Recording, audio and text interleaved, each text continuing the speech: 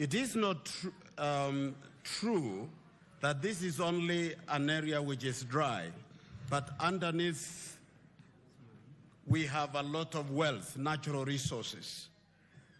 Maybe it would be necessary in future to add more resources for mapping into finding potentials in these areas that can even fund the development of this country, oil, minerals, and others.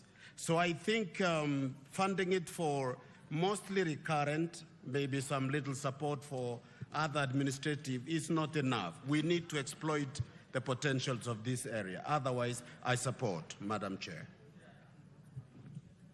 Member for Kitutu Church and North. Thank you, Madam Speaker. I also support the ASALs and the RDAs. And my question goes to the RDAs.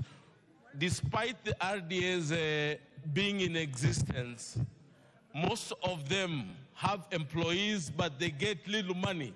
I support the RDAs to get more money so that they can be able to offer more services. And this ASAL thing has been able to support, especially these during floods, this time of floods. They've done a very commendable job. So I also want to support.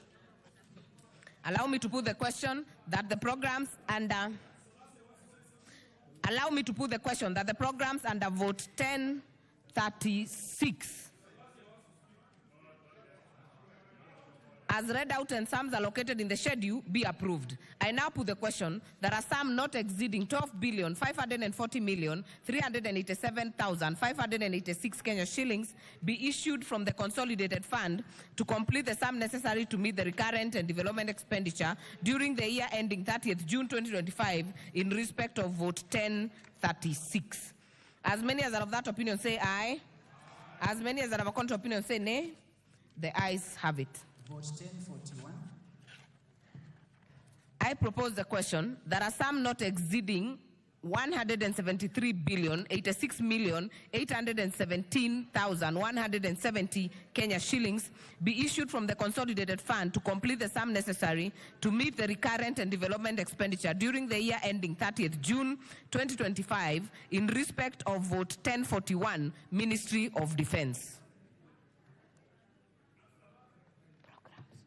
Programs under vote 1041, Defense, Civil Aid, General Administration, Planning and Support Services, National Space Management. No amendments. I propose the question that the programs under vote 1041, as read out and sums allocated in the schedule, be approved. Honorable Amboka.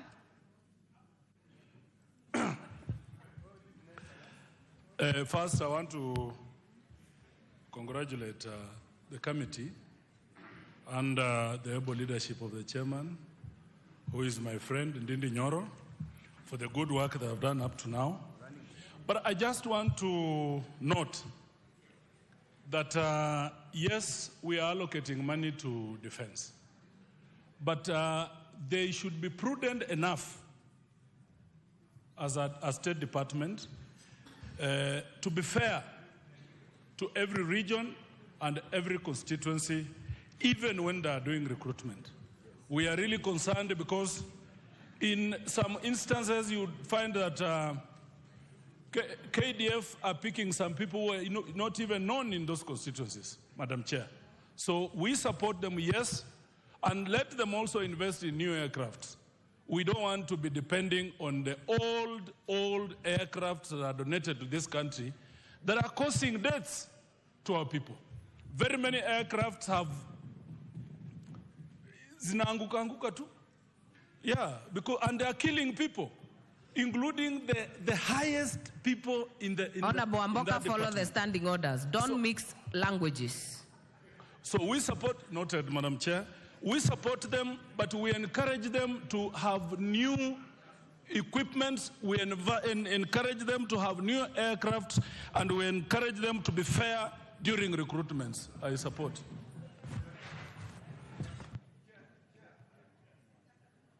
Honorable Nikao. Chair, I support this. Now, there's this program national space management, and really it hasn't got much money. What I wonder is, how much really are we involved? Space is the in thing. It is for defense, it is communication, it is space exploration. That's where actually the world is moving. And if you have so little money on it, are really they doing any research? Are they linked even with the station we have at the coast? Because it just appears to me that with this kind of money, they really will not be at the level we require to be as a country in terms of defense, communication, and the future in space. So I support, but I think they need to get more and do more. Thank you, Madam. Honorable Didmas Barasa. Thank you, Madam Chair. I want to really support allocation of this money, but I would want to beseech the military because their hospitals are very good in trauma management. I would want to encourage the military to open a wing that they can use it as a referral hospital for civilians because they are very good in trauma management, so they should be able to open doors to be able to attend to very few cases of Kenyans who require these services. Honorable Madam Chair, I support. Allow me to put the question that the programs under vote 1041 as read out and sums allocated in the schedule be approved. I now put the question. There are some not exceeding 173,816,817,170 Kenya shillings be issued from the consolidated fund to complete the sum necessary to meet the recurrent and development expenditure during the year ending 30th June 2025 in respect of vote 1041, Ministry of Defense. As many as are of that opinion say aye. As many as are of a contrary opinion say nay. The ayes have it. Vote 1053, State Department for Foreign Affairs. I propose the question. There are some not exceeding 23,97,447,602 Kenya shillings be issued from the consolidated fund to complete the sum necessary to meet the recurrent and development expenditure during the year ending 30th June 2025 in respect of vote 1053. Programs under vote 1053, General Administration Planning and Support Services, Foreign Relation and Diplomacy, Economic and Commercial Diplomacy, Foreign Policy Research, Capacity Development and Technical Cooperation. No amendments. I propose the question that the programs under vote 1053 as read out and sums allocated in the schedule be approved. Honorable Pukose.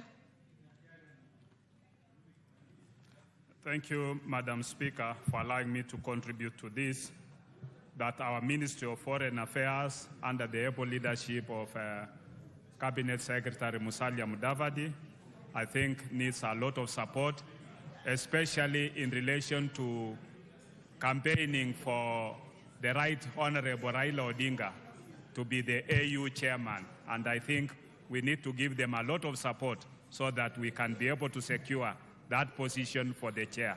Thank you, Madam Speaker.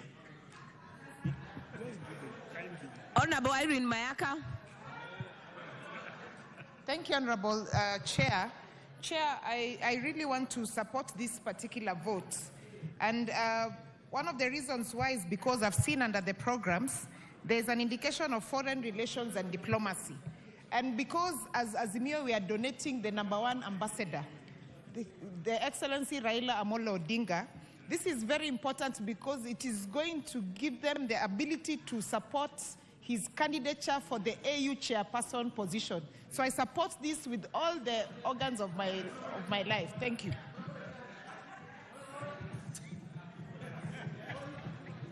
Honorable Member for Sotik, Honorable Francis Igei.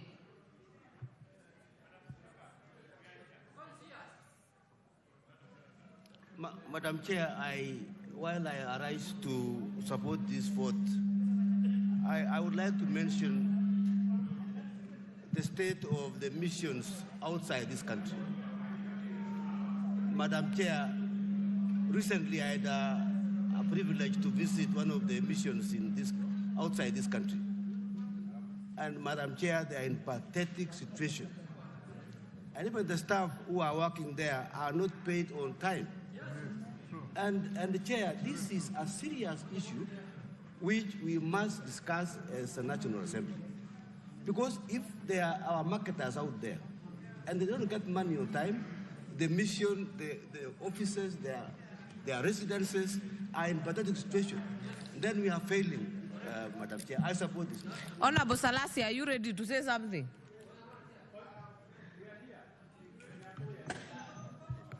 Yes.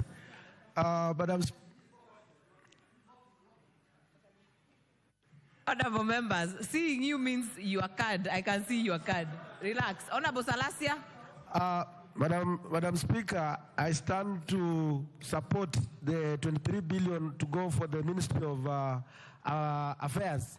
The reason being is that now the country is developing on increasing its network and ensuring that even we get the AU seat, which is going to be very critical to this country in terms of ensuring that we get development from the different partners. So I stand and also to ask that this money should be well utilized in order that we see the need for it. Thank you, Madam Speaker. Honorable Junet. Madam Chair, I want to echo what the Member for Parliament for Sotika said. Madam Chair, when you go out of the country, and most of us as MPs travel most of the time, Madam Speaker, our foreign embassies are in a very dire state. Some of them don't have any money. Their offices are dilapidated. They have not been paid money for quite some time. And 23 billion is not enough for that department, Madam Chair. Madam Chair, in the supplementary budget, I want to urge the chairman of the Budget Committee to look into this matter critically and allocate this State Department more money. If there's a State Department that's suffering, it's this one. Having said that, Madam Chair, in conclusion, the AU thing, we have our own money. We don't need government money.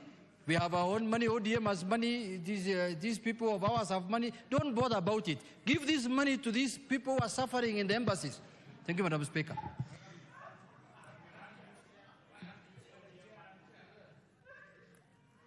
Member for Kiharu. Thank you very much, Madam Chair. And I agree it's a very critical department. Just to bring members to speed, in supplementary 2, there was actually an increment in this department. However, also, Honorable Chair, I fully support my senior Honorable Junet that if it pleases him, he can bring an amendment. We get some money from the fund he has suggested, and I'll be the seconder so that we top up on this department, Honorable Chair. Allow me to put the question that the programs under vote 1053 as read out and sums allocated in the schedule be approved. And I now put the question that a sum not exceeding 23,97,447,602 Kenya shillings be issued from the consolidated fund to complete the sum necessary to meet the recurrent and development expenditure during the year ending 30th June 2025 in respect of vote 1053. As many as are of that opinion say aye. As many as are of a contrary opinion say nay. The ayes have it. Vote 1054, State Department for Diaspora Affairs. I propose the question that a sum not exceeding 828,143,693 Kenya shillings be issued from the consolidated fund to complete the sum necessary to meet the recurrent and development expenditure during the year ending 30th June 2025 in respect of vote 1054, State Department for Diaspora Affairs. Program under vote 1054, Management of Diaspora and Consular Affairs. There being no amendment, I propose the question that the program under vote 1054 is read out and sums allocated in the schedule be approved. Honorable Sunkuli.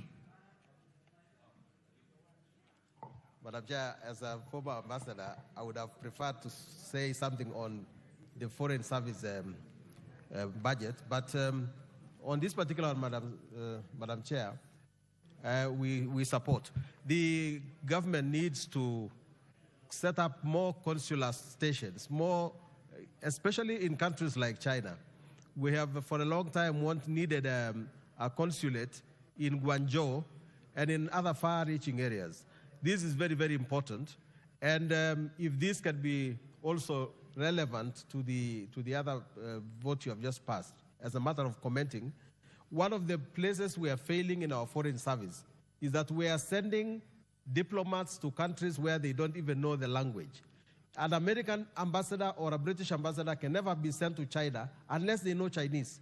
So I hope that the Foreign Service Institute can prepare our diplomats a bit better. And I hope that they can be able to save money because now the Ministry of Foreign Affairs is being run by one minister who is also having another budget in the cabinet affairs. So I hope they can save some money from that and use it for training our civil servants. Honorable Adan Keinan.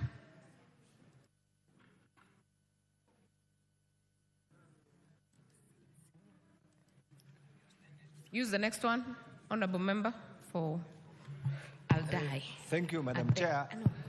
Madam Chair, the Ministry of Foreign Affairs, in any civilized democracy, is the interface, in our context, the interface between Kenya and the outside world. Madam Speaker, proudly, this diaspora desk, or this diaspora ministry, which has evolved from a diaspora desk, from a diaspora directorate, and now a diaspora department, in 2009, when the then Committee on Defense and Foreign Relations brought a recommendation to have a diaspora department, it's like everybody was shocked. Today, everybody appreciates the contribution of this department.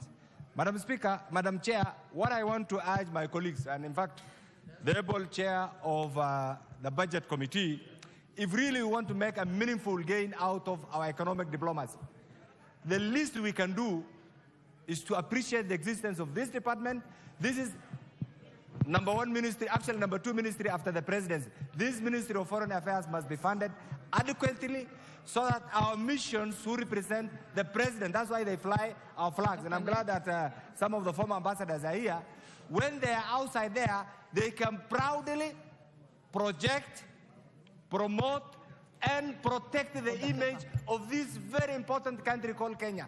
We send them outside, we don't found them, they become paupers. And remember, Mr. Chairman and the other colleagues, there are countries who survive on donor contributions in managing their mission affairs. Kenya is not in that league. Kenya is a donor nation. Kenya is a very proud nation.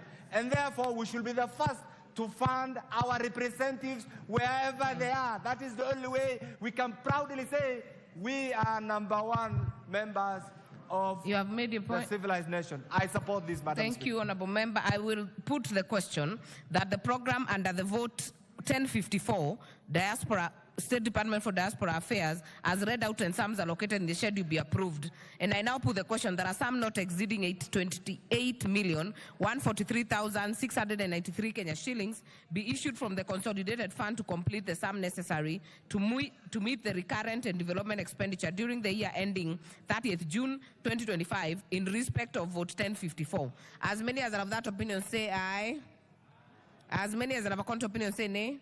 The ayes have it. Vote 1064, State Department for Technical Vocational Education and Training. I propose the question. There are some not exceeding 30,688,638,919 Kenya shillings be issued from the consolidated fund to complete the sum necessary to meet the recurrent and development expenditure during the year ending 30th June 2025 in respect of vote 1064. Programs under the vote, Technical Vocational Education and Training, Youth Training and Development, General Administration, Planning and Support Services. I propose the question that the programs under vote 1064, as read out and sums allocated in the schedule, be approved. Honorable Member for Quisero, Honorable Christopher Seka. Thank you, Chair. As I support this allocation, I want the ministry to move with speed to ensure that the 70 technical and vocational colleges that were constructed are equipped and are up and running. Two is to ensure that the recruitment of tutors who are supposed to work in these institutions are recruited. And I want to propose that the recruitment of these tutors should be moved from the Public Service Commission to TSC, because the process of recruiting these teachers under PSC is taking too long. Thank you. Member for Tongaren. Thank you, Madam Speaker. I support and want to comment that technical training is critical to the future of this country. Yet technical training education has two major problems. One is inadequate infrastructure in those training centers. And two, inadequate trainers in those centers. In 2018, a regulation was passed that every constituency must have a technical training center. Up to now, some of the constituencies do not have. Secondly, I propose that the government sets up an institution called the Technical Training Commission, which should be equivalent to the Teachers Service Commission. But in this case, this should only be able to focus on the needs of technical training needs. Thank you, I support. We keep it short. Honorable Member for Thika Town.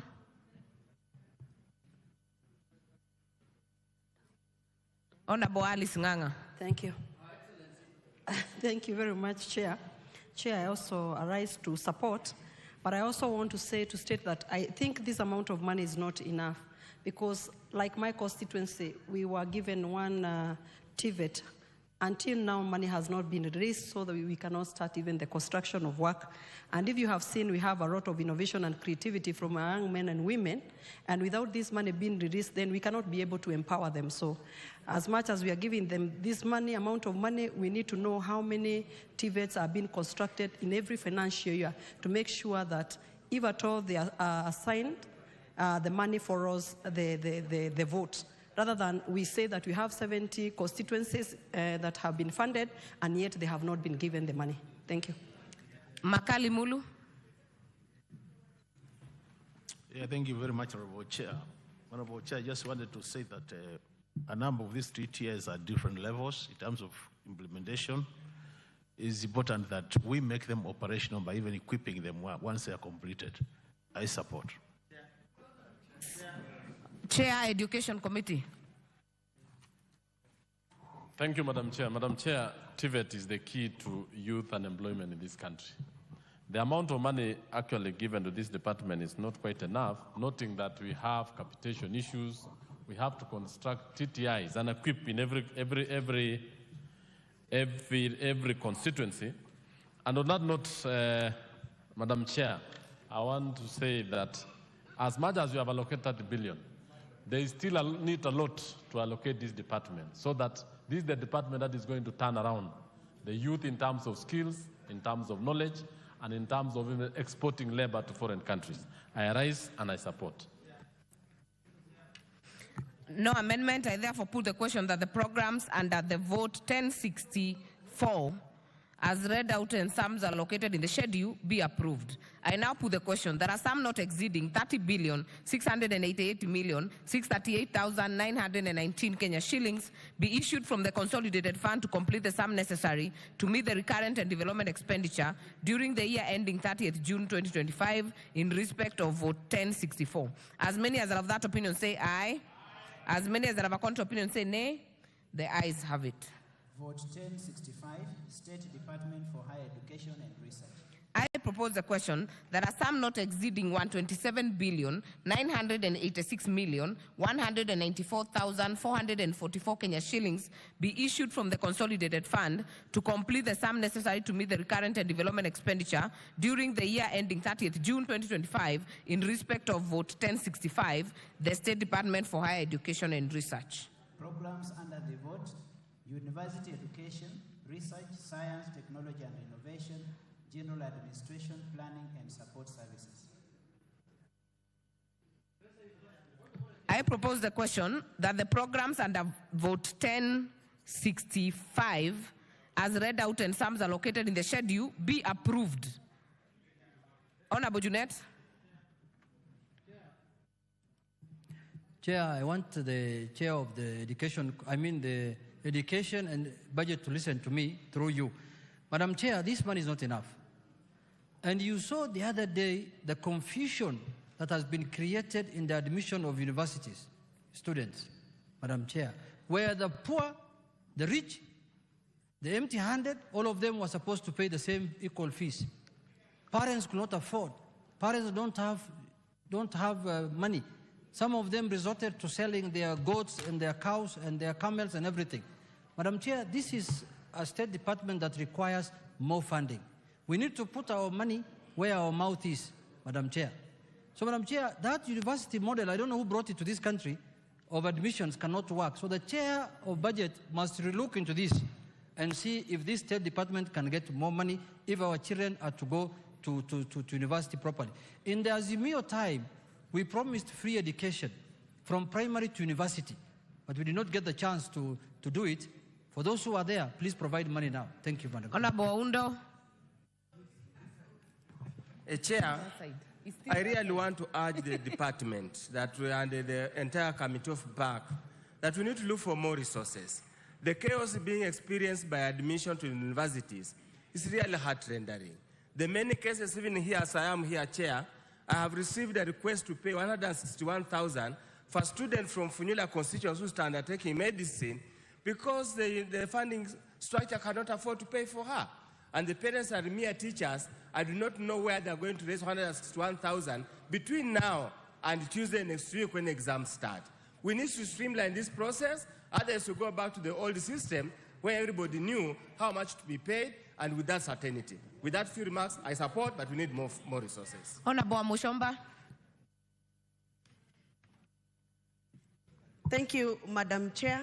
I followed parliamentary committee proceeding, the committee in charge of education of this House, and I picked from that discussions that were there in that about 45,000 children, or rather learners, who have been admitted in the national universities have not been able to afford to report to the universities.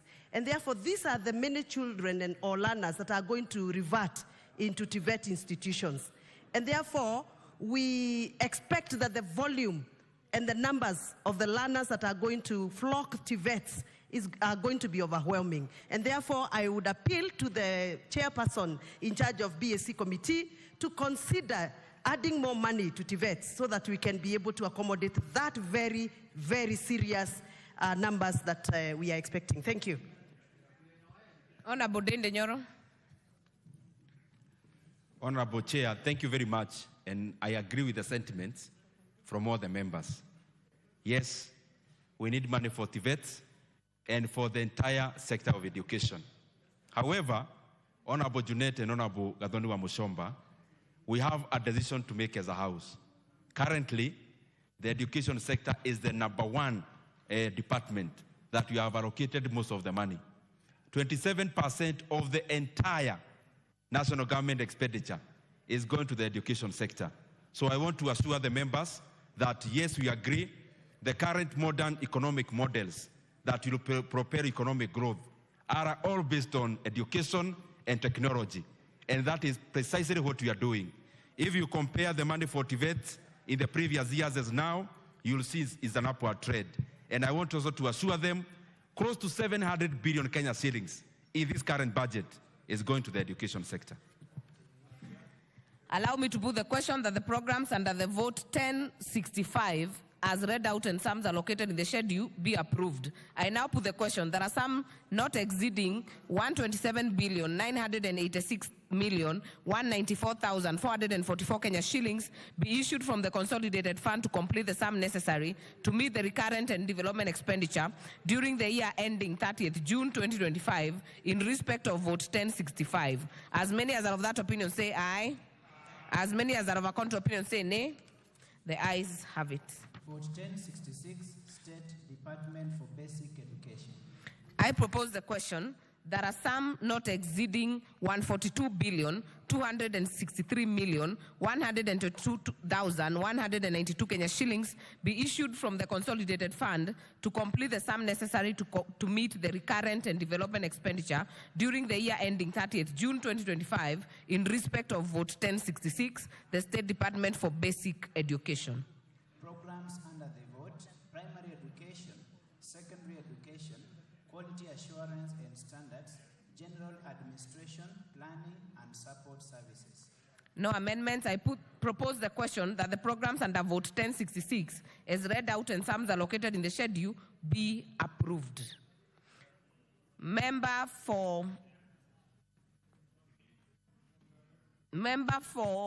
Kasipul, Kabondo Kasipul, Honorable Ivo Bara. Thank you very much, Chair. I support the budget, but going forward, I would urge this House, Madam Chair, to consider a policy that we had in place called Edu Afia, Madam Chair, we are soon going to run into a crisis when our children fall sick in school, because previously they were taken straight because they had the cover, and then the parent would be called. But now that cover is not there. So when a child falls sick in school, the principal is expected to get money from his pocket and take the child to school and then look for the parent. Can you imagine a situation where there is no money to take that child to school before the parents is able to get to school? So, Chair, Finance, and my chair, this is a matter we have discussed, but the House can look at it as a policy so that it gets back and the money is taken back to take care of our children while they're in school. Thank you very much. I support. Member for Kwanza. Madam Chair, I think we should do something on this as well. I quite agree. This is money that we've got students who are very bright. Members, those intending to speak, kindly use the intervention button. Continue, Member for Kwanza. Yeah, they should not disrupt me. I'm the ranking member here. So I think we should be able to look for funds.